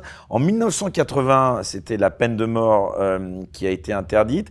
Vous qui avez été au plus proche des sphères du pouvoir, j'aimerais que vous me parliez peut-être de ce qu'on nomme peut-être des fantasmes ou des rumeurs. En tout cas, on a beaucoup parlé de l'influence de la franc-maçonnerie dans ces évolutions sociétales. On dit en tout cas souvent que ces lois ont été rédigées en loge. Quelle est cette influence? Vous avez un peu abordé cette question? Oui, l'influence, ça n'a rien de secret, ni d'occulte, ni de mystérieux. Certaines loges se qualifient, certaines obédiences maçonniques, de spiritualistes, d'autres pas. Par exemple, la Grande Loge de France que présidait Pierre Simon est une obédience qui avait un ennemi désigné, c'était le catholicisme. Et Pierre Simon a été le conseiller des ministres qui ont fait ces lois, de Lucien Neuwirth et de Simone Veil. Et il a écrit ses mémoires, il dit ces projets de loi, en tout cas celui de Neuwirth, ont été écrits en loge. C'est notre projet. Voilà. Parce que nous avons une conception de la vie qui n'est pas La vie n'est pas un don de Dieu, n'est pas un absolu, mais un matériau qu'on peut gérer, qu'on peut manipuler. Et il faut qu'on passe de cette conception religieuse de la vie, qui sacralisait la vie, pour avoir une autre conception. Et c'était le combat des obédiences maçonniques, le Grand Orient et la Grande Loge de France. L'avortement a été leur grand combat et leur grande croisade contre l'Église, finalement. C'est d'ailleurs une des préoccupations de cet esprit progressiste, l'esprit de gauche depuis toujours, libérer les femmes de l'emprise de l'Église. C'est ce que je disais sur le plateau d'une télévision chez Mathieu Bocoté il n'y a pas longtemps.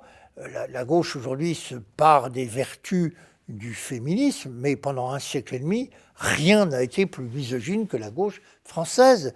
La Révolution française est une réaction contre le pouvoir politique des femmes, des salons littéraires ou philosophiques, des pouvoirs qu'on leur prête à la cour. La Révolution française est une réaction viriliste contre les femmes. On veut imposer le règne de la vertu et on redonne la main, si vous voulez, à un patriarcat extrêmement dur, extrêmement, même, je veux dire, violent. La Révolution va faire guillotiner un nombre de femmes inouï. Bien sûr, Marie-Antoinette, Charlotte Corday, Madame Roland, Olympe de Gouges, héroïne féministe, mais qui était une royaliste. Bon.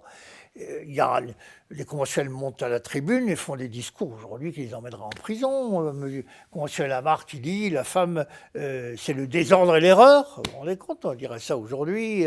Et ça va durer un siècle et demi. Toute la littérature post-révolutionnaire, ce qu'on va appeler la République des Jules, Jules Michelet, va dénoncer les femmes comme étant le parti prêtre, les dépositaires de l'obscurantiste. Celles qui font que la société n'évolue pas, ne bouge pas, parce qu'elles sont sous l'influence de l'Église. Et il faudra attendre, personne ne le rappelle jamais, mais on va quand même le dire, 1945, on est plus de 150 ans après la Révolution, pour que la République française donne le droit de vote aux femmes, alors que toutes les monarchies européennes l'avaient donné avant. Vous vous rendez compte? Cette constance dans la misogynie, les torrents de boue déversés sur la femme parce qu'elle était supposée être l'alliée de la réaction et sous le contrôle de l'Église, c'est notre histoire. Et aujourd'hui, effectivement, la gauche brandit l'étendard du féminisme. Au fond, ils ont agi comme s'il fallait, et c'était leur objectif, délivrer la femme de l'emprise de la foi, de la religion, du catholicisme. Et ils y sont parvenus. Et ils ont gagné cette bataille-là. Voilà.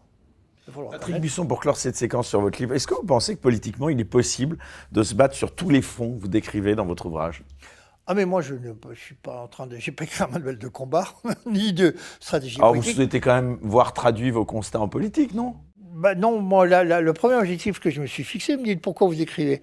On est face à un basculement anthropologique. J'ai voulu déconstruire la déconstruction, c'est-à-dire expliquer comment ceux qui ont déconstruit notre civilisation s'y sont pris.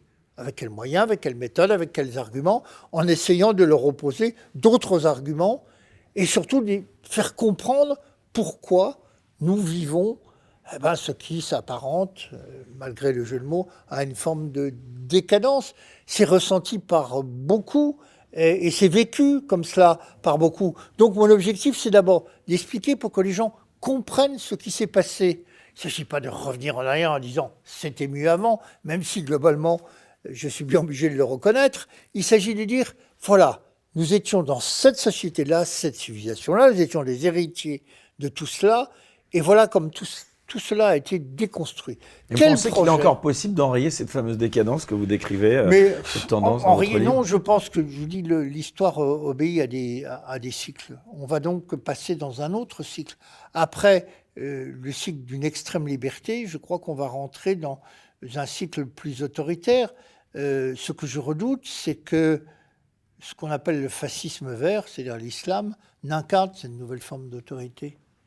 Je pense que ça peut être malheureusement une des alternatives, et notamment, vous voyez, la réaction contre le féminisme. L'islam, d'une certaine manière, la porte et l'incarne. C'est le patriarcat, l'islam.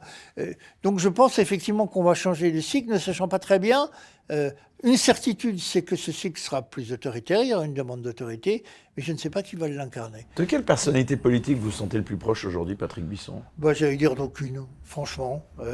J'ai des amis politiques. Éric Zemmour, non? C'est un ami, Éric, on se connaît depuis 30 30 Vous pensez ans. comme lui que le grand remplacement, c'est l'enjeu du siècle?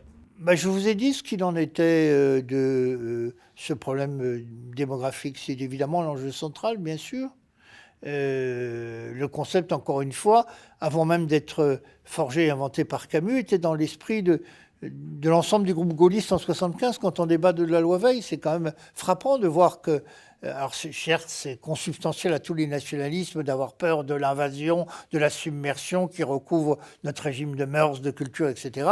Mais ça me paraît le grand enjeu, oui, du début de ce siècle. Et comment expliquez-vous alors l'échec d'Éric Zemmour à la présidentielle qui a été quand même... Mais parce que peut-être qu'Éric Zemmour n'était pas énorme. fait pour être candidat à la présidence de la République. Voilà, donc lui, il l'a imaginé à l'instant. J'ai toujours été très sceptique sur sa candidature, je lui ai dit dès le début. Voilà. Vous pensez qu'il aurait dû rester dans son rôle d'éditorialiste, qu'il Voilà, aurait eu plus d'influence? dans son rôle d'agitateur d'idées, où il avait acquis une forme de magistère. Vous ne pensez pas qu'il puisse rebondir?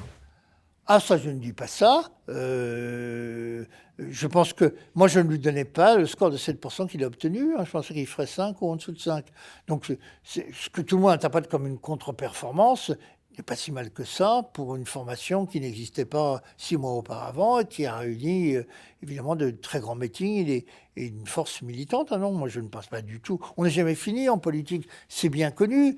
Mais il y en a même représente... qui disent que Nicolas Sarkozy souhaiterait, c'est l'Obs cette semaine qui a sorti que Nicolas Sarkozy penserait souhaiterait devenir Premier ministre de Macron. C'est bien connu qu'il y a des politiques qui ne raccrochent jamais. Ils ne raccrochent Pensez que qu'il peut revenir, Nicolas qu'il Sarkozy, meurt. vous qui l'avez bien connu? Non, je ne le pense pas. Non, je ne le pense pas. On ne revient jamais se baigner 2 fois dans le même fleuve. Et il y a quand même, vous voyez, la dernière campagne à l'intérieur de son parti s'est faite sur l'inventaire du bilan sarkozyste. Ciotti ne l'assumait pas vraiment, mais il ne le critiquait pas ouvertement. Retailleau le critiquait ouvertement. Il a fait 46% des votants parmi les adhérents de chez LR. Le sarkozysme a laissé beaucoup d'amertume et de déception, quoi. Ça a été une espérance formidable, une espérance qui a été déçue. Donc, on ne revient pas sur une espérance déçue. L'histoire ne donne pas de chance. Voilà. Marine Le Pen, c'est l'avenir du camp national, selon vous? Alors, Marine Le Pen... Il y a beaucoup de choses qui se disent. Vous êtes en contact avec elle, vous l'avez été. C'est un peu je t'aime moi non plus, j'ai l'impression, entre vous deux. Bah, d'abord, Marine Le Pen m'a beaucoup attaqué du temps du sarkozysme. Et elle a même, je me souviens, fait un meeting au moment de la campagne présidentielle de 2012, où au motif que Jean-Luc Mélenchon était venu assister à ma remise de Légion d'honneur faite par Nicolas Sarkozy à l'Élysée, elle avait lancé ce slogan. Qu'il vous a dédié d'ailleurs. Oui. Enfin, qu'il vous avait... dont il vous avait... nous avions des relations... qui étaient extrêmement intimes. Donc, oui, sur les plateaux de télévision, puisque nous débattions ensemble. Et c'est un homme d'une grande culture politique et historique. Et sans doute appréciait-il chez moi le fait que j'ai aussi une petite culture vous êtes historique. réconcilié ou pas avec Nicolas Sarkozy? Comment? Avec Nicolas Sarkozy, vous avez... on n'a plus aucun rapport. Plus aucun rapport. Donc, Marine Le Pen, ça a commencé... Vous le regrettez? Non, parce que l'histoire s'est passée comme ça. Il y a des choses qui auraient pu être évitées. Il a choisi une interprétation malveillante de certains faits. Je pense sous la pression de son épouse, qui était clairement d'une sensibilité très opposée à la mienne. Il a fait ses choix, et c'est normal, et je comprends très bien qu'il soit du côté de son épouse, et pas du côté de son conseil. Demain, par exemple, vous l'accepteriez? Moi, je suis quelqu'un de courtois, donc je me rends à toutes les invitations. Je n'ai pas de haine à l'égard de Nicolas Sarkozy, j'ai une grande déception, mais j'ai aucune haine. Marine Le Pen, oui, elle avait fait ce meeting en disant Mélenchon-Buisson, copains comme cochons. Bon, d'accord, ok, pour montrer que le sarkozysme se compromettait avec l'extrême gauche. Alors, Marine Le Pen, vous voyez, comment dire, autant au lendemain de son échec de 2017, je me suis bien gardé de prendre ma plume, de dire que son intervention avait été calamiteuse, qu'elle était incompétente, qu'elle ne travaillait pas, comme certains l'ont fait. Voilà. Moi, je ne l'ai pas accablée et je n'ai pas pensé qu'elle était morte politiquement. Voilà. Bon. Autant aujourd'hui, cette espèce de triomphalisme qui entoure le RN et Marine Le Pen me paraît tout aussi excessif et Vous avez été surpris en tout cas par ce résultat oui, aux législatives? oui, j'ai été surpris par le résultat, mais finalement, il envoie un message. Le système était là pour normalement l'interdire, ce résultat. Oui, et il l'a rendu possible. Sauf que vous vous êtes rendu compte que pour la première fois dans une élection, on avait changé l'ennemi principal. Jusqu'à présent, le barrage était un front républicain contre le RN. Et d'ailleurs, Macron avait fait Marine Le Pen son ennemi pour la présidentielle. Là, cette fois-ci, il a désigné un autre ennemi au moment des législatives, qui était la France Insoumise et Mélenchon. Donc, il a en quelque sorte donné... les médias lui avaient rappelé quand même qu'il fallait faire barrage à l'extrême droite. Hein. Oui, mais enfin, de sa manière d'être et de conduire cette campagne, ou pour la conduire d'ailleurs, a été une sorte de permis de voter pour le Rassemblement national. Mais la signification des résultats est totalement différente de celle de Marine Le Pen. Au second tour, la digue a quand même tenu, hein, parce que le fameux barrage à l'extrême droite, ça a marché quand même pour beaucoup. En tout cas, ça a permis à 89 députés du RN de battre des candidats de gauche, la plupart du temps, parfois des candidats et même pas en triangulaire. Et beaucoup moins des candidats LR. Non, ce que les personnes s'attendaient à ce résultat, mais quand on cherche à comprendre ce qui s'est passé, c'est assez simple. Marine Le Pen, elle est créditée par les sondages, pendant les 2 ans qui précèdent l'élection, de scores qui vont entre 45 et 49. Il y a même un institut qui, le soir du premier tour, lui donne 49%. Et puis le jour de l'élection, elle est à 41%. C'est-à-dire au niveau où la situaient les sondages avant son débat calamiteux de 2017. S'il n'y avait pas eu le débat, elle aurait fait 41. Elle fait 34. Et là, elle a 41. Bon. Ça veut dire qu'il y a 20 points d'écart, c'est 6 millions de voix, c'est beaucoup. C'est un écart important. Et elle le prend, évidemment, n'interprète pas de manière triomphante ce résultat. Lorsque 2 mois plus tard, les Français votent, elle obtient 41% face à un président très impopulaire, presque aussi impopulaire que Nicolas Sarkozy. Hein. Mais ça ne suffit pas.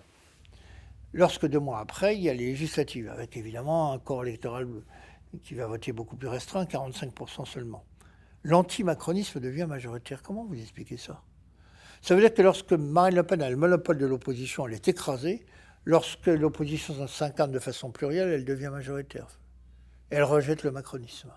Les Français ont voté Macron, n'étaient pas satisfaits d'avoir voté Macron, parce qu'en fait, ils auraient voulu quelqu'un d'autre que Marine Le Pen pour battre Macron. Mais quand c'est Marine Le Pen, ça ne marche pas. C'est un indicateur quand même extrêmement précieux sur les mentalités, indépendamment du fait que j'ai développé dans des interviews à la presse, notamment au Point, l'idée qu'au Front républicain a succédé le barrage du Front des retraités, 17 millions de retraités, 30% du corps électoral, 45% des votants. C'est eux qui font le deuxième tour. Et Marine Le Pen, pour toutes sortes de raisons, est rejetée par 3 retraités sur 4. Parce que Marine Le Pen, c'est quoi ? C'est le fantasme d'une explosion des banlieues, le chaos économique. Il y a un sondage qui la place à 55-45, si l'élection présidentielle avait lieu demain. Vous n'y croyez pas ? Soyons sérieux, cher ami. Tester Marine Le Pen contre Macron qui ne se représente pas, ça n'a aucun sens. On aurait pu la tester aussi face à Giscard d'Estaing, elle aurait eu 120%. Et, méthodologiquement, c'est stupide. Bon. Et je vous rappelle d'ailleurs qu'en 2015-2016, il y avait déjà des sondages qui la donnaient à 30-31% au second tour et qui la donnaient victorieuse face à François Hollande, 53 contre 47. Tout ça n'a aucune signification. En revanche, depuis le début du mouvement sur la réforme des retraites, il y a eu 2 élections partielles. La première dans l'Aube, c'était en sortant une dame RN, elle a été battue. Elle avait été élue 3 mois auparavant. Le second, c'est en Ariège, où on a eu un deuxième tour entre le Parti socialiste et les Insoumis. Gauche-gauche. Le candidat RN n'a pas été qualifié. Donc vous voyez, plutôt que les sondages, il faut regarder sur le terrain. Je ne vois pas quel profit a tiré Marine Le Pen de son opposition à la réforme du régime des retraites. Donc là, on est dans une espèce de...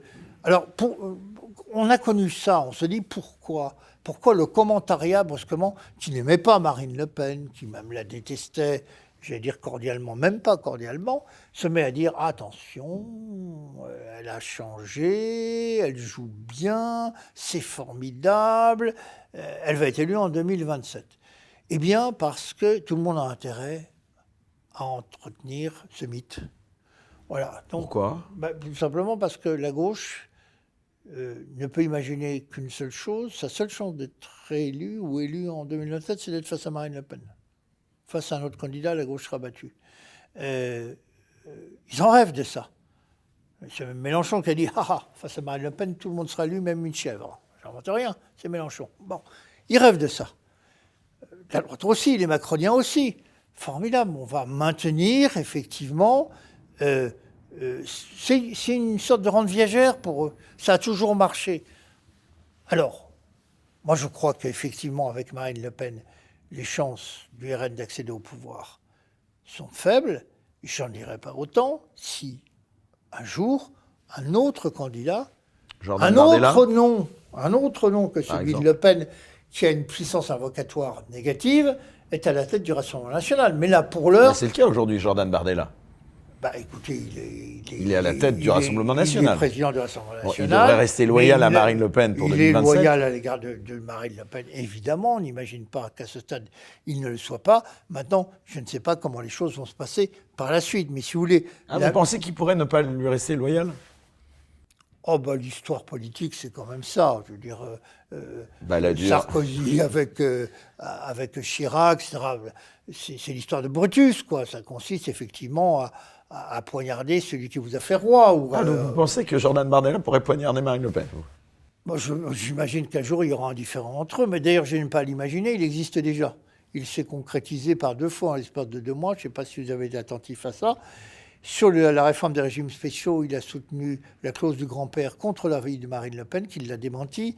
Et sur le conflit russo-ukrainien, il a critiqué la position qui était celle, en fait, de Marine Le Pen, qui immédiatement l'a démenti également et l'a rappelé à l'ordre.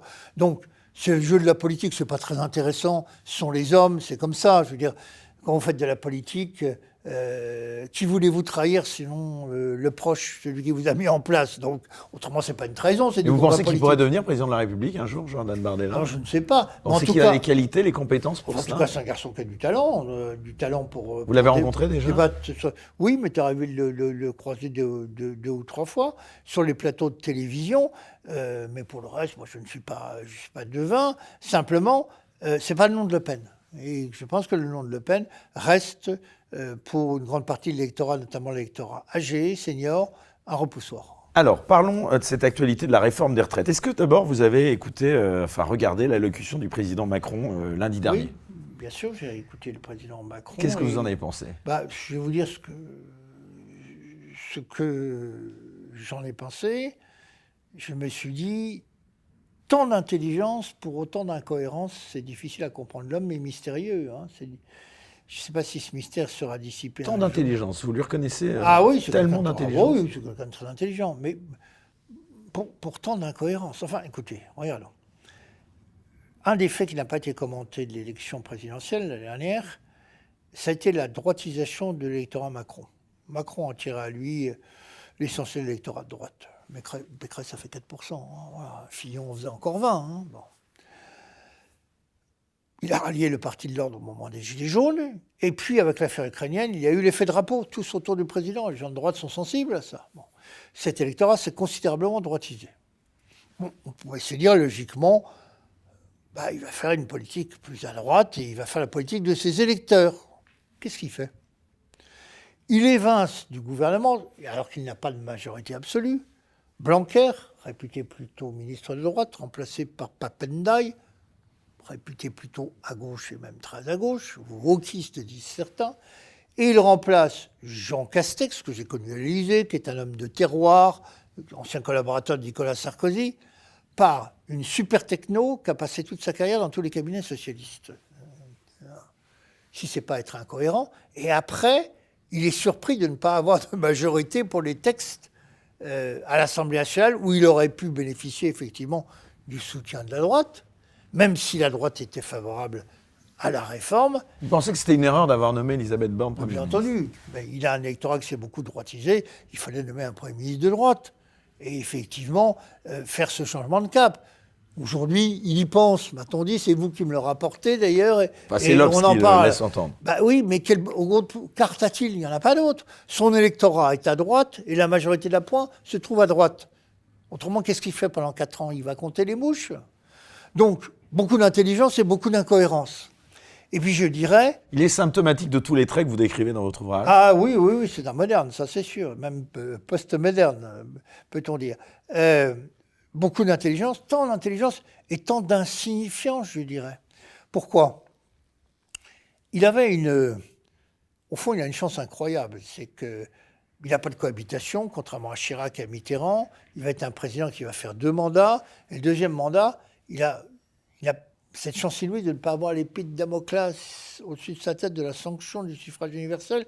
Il ne peut pas se représenter, il ne sera pas sanctionné. Il peut donc faire ce qu'il veut, assumer même des mesures impopulaires, il se retrouve libre. Et c'est d'autant plus important que le drame de nos présidents avec un mandat à 5 ans est d'être dans une temporalité politique du temps court. Au bout d'1 an, ils pensent à leur réélection. Le temps court, c'est celui de l'individu. On va prendre des mesures de rentabilité électorale immédiate.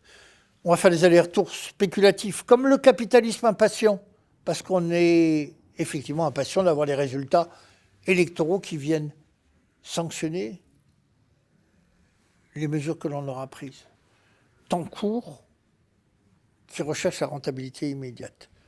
En étant président réélu, sans échéance électorale pour lui, il peut passer dans la temporalité du temps long, celui du bien commun, du service du bien commun, de la nation, de la communauté, de la collectivité. Il peut prendre des mesures relativement impopulaires sans risquer de sanctions puisqu'il ne peut pas se représenter.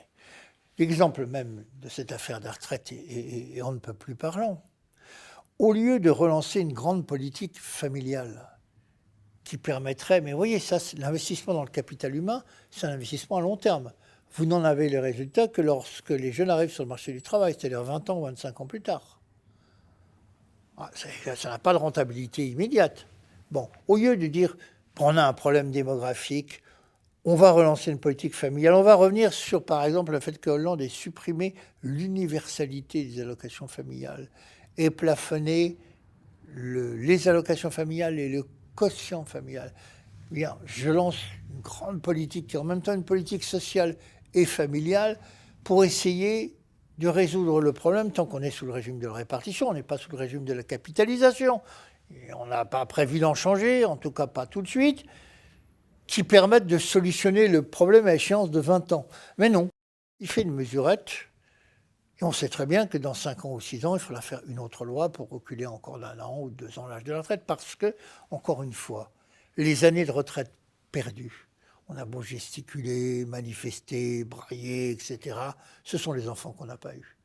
Et la démographie est une science implacable parce que c'est une science exacte. On a les chiffres, il suffit de se projeter. Voilà. Donc, au lieu d'avoir une vision historique de l'investissement dans le capital humain à long terme, on fait une mesure, la même qu'avait fait Sarkozy en 2010, la même qu'avait fait Fillon en 2003, une réformette. Voilà, on ne va pas quand même trop les brutaliser. On lance à 65, on s'arrête à 64. Et en fait, on n'attaque pas les problèmes de fond. Alors qu'aujourd'hui, cet homme a les mains libres pour changer de temporalité politique. Vous pensez qu'il est attaché à la France? Ça, c'est une bonne question, parce que bien des indices nous permettraient de penser le contraire, qu'il est effectivement le produit de cette classe dominante cosmopolite qui n'a plus de racines. Et pourtant, c'est un enfant de Picardie, il évoque effectivement ces racines-là de temps en temps, pas très souvent, moins que son épouse. C'est un personnage déroutant à bien des égards. En tout cas... Vous diriez que c'est le pire président de la Ve République? Oh non. Oh bon non. Ah, vous n'iriez pas Son jusque-là. immédiat prédécesseur, en revanche, comme parangon de la médiocrité, François Hollande. oui, est indépassable. Indépassable. Plus fondamentalement, Patrick Buisson, ça dit quoi cet épisode de retraite, à la fois de l'état de notre démocratie, mais également du pouvoir macronien? Est-ce que vous pensez qu'on peut craindre une dérive autoritaire de ce pouvoir? L'autorité n'est pas une dérive, l'autorité est une fonction et une transcendance finalement, ce qu'on appelle l'autoritas, qu'on distingue de la potestas, du pouvoir. L'autorité, c'est incarner le pouvoir jusqu'à ce que le citoyen y consente et y adhère. C'était le cas du général de Gaulle. Le reste, c'est de l'autoritarisme, si vous voulez, quand il n'y a pas le consentement populaire. Or, le problème de la crise de régime qu'on évoque aujourd'hui, c'est que notre système démocratique ne fabrique plus de légitimité. Le président est élu avec 38,5% des inscrits, je vous le disais. Les parlementaires, les députés, avec un électeur sur 4. Alors, le président est un peu plus légitime que les députés, mais enfin, guère plus, quoi. Il n'y a plus, le phénomène nouveau, c'est l'abstention massive. C'est les Français ne croient plus en la politique. Ils ne croient plus dans la solution politique. Le temps des grandes idéologies, des grands affrontements, se fait à travers les hommes, finalement, moins qu'à travers des idées, ou moins qu'à la bataille des idées est passée au second plan. Vous voyez, par exemple, on a parlé de pouvoir d'achat, y compris Marine Le Pen pendant toute la campagne, pensant que le terrain de l'identité, de l'immigration, devait être abandonné à Zemmour parce que c'était un terrain qui était favorable à Zemmour. Mais le pouvoir d'achat, évidemment, c'est très noble et c'est ce qui préoccupe les Français aujourd'hui au premier plan, je n'en doute pas. Mais ça relève de la gouvernance et pas d'un projet politique, vous comprenez ?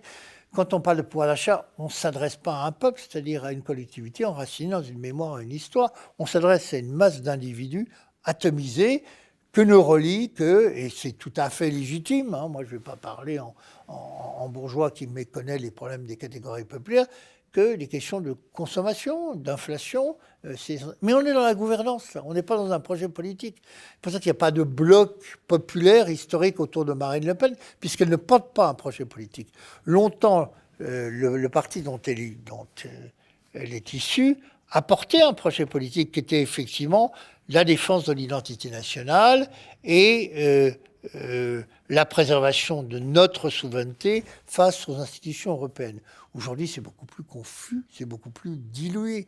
Et elle s'imagine que tous ces reculs, cette braderie programmatique, va lui permettre de se normaliser et d'être, si vous voulez, moins répulsive pour l'ensemble de l'électorat. Mais je n'en suis pas sûr. Moi, je crois que le moment populiste est passé. Les populismes qui ont réussi ne sont pas des populismes. Quand vous regardez le Fidesz de Viktor Orban en Hongrie ou le droit et justice, le PiS en Pologne, ce sont des partis conservateurs radicaux, mais pas populistes. Ils allient le catholicisme social et une forte tradition identitaire. Ce qu'est en train de faire Mélanie en Italie, c'est pas du populisme, hein. C'est la droite classique avec aussi cette tradition de catholicisme social qu'elle incarne parfaitement bien. Donc je crois qu'on est en train de revenir au clivage droite-gauche, parce que ce clivage, c'est pas un clivage politique, c'est un clivage métaphysique, c'est un clivage anthropologique. Ce sont deux manières d'être au monde. C'est la summa divisio. La gauche croit que l'homme est sans limite et infaillible. La droite pense que justement l'homme est faillible, c'est le péché originel, et qu'il lui faut un ordre qui le subsume, dans lequel il doit s'inscrire. Ce sont deux approches philosophiques de l'homme radicalement opposées. Ce n'est pas simplement les visions de droite-gauche telles qu'elles est intervenue au moment de la Révolution française. Ce sont deux approches, deux conceptions de l'homme qui s'affrontent depuis la nuit des temps, puisque je cite souvent le débat justement sur le degré de corruption de la nature humaine entre le moine Pélage et Saint-Augustin à la fin du 5e siècle. On en débat depuis toujours. L'homme croit, la gauche croit dans le progrès, dans un homme perfectible. La droite ne croit pas que l'homme soit perfectible et elle est beaucoup plus pessimiste dans sa conception de l'homme. Et donc évidemment, les politiques qui en découlent sont radicalement différentes. Le problème, c'est que la droite aujourd'hui a été assimilée simplement au parti de l'argent. C'est comme ça, alors qu'elle est bien autre chose que ça. Elle a effectivement un substrat philosophique qui dépasse, c'est pas le syndic de la défense des intérêts des classes dominantes, où quand elle se présente comme telle, elle est balayée. Et c'est bien le drame de la droite aujourd'hui. Tantôt, elle est la chambre d'écho de la gauche, c'est-à-dire qu'elle emprunte à la gauche ses idées quand généralement quand celles-ci sont usées et démodées, ou alors elle se limite à être, par un ultralibéralisme, comme Pécresse par exemple, le syndic des intérêts catégoriels des plus favorisés. Or, la droite, c'est une conception philosophique de l'homme et de l'histoire. Pour voir la suite de l'émission, sans aucune censure, merci de vous abonner à la chaîne Les Incorrectibles Plus depuis le lien en description sous cette vidéo.